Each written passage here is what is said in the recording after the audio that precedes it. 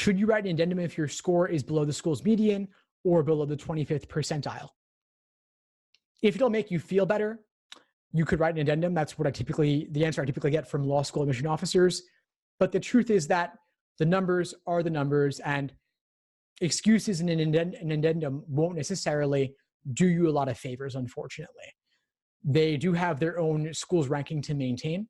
And if your numbers are too low, there's not really much they can do about it. So if your GPA is not where you want it to be, then the best thing you can do is get a high LSAT score to counteract it. And it's probably easier to get a high LSAT score if you have a low GPA than to get a high GPA if you have a low LSAT score, because your GPA is the culmination of 3 to 4 years typically, and your LSAT score is earned in 1 or 2 days, depending on if you retake or not.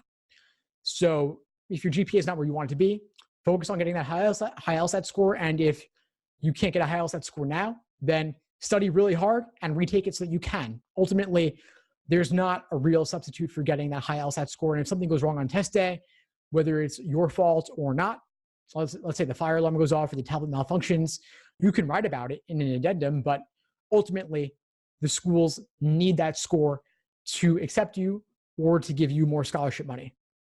Thanks for tuning into the show. Please subscribe if you haven't done so already to be notified of new episodes as I release them.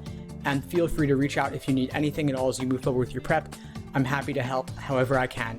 In the meantime, I'll wish you all the best and take care.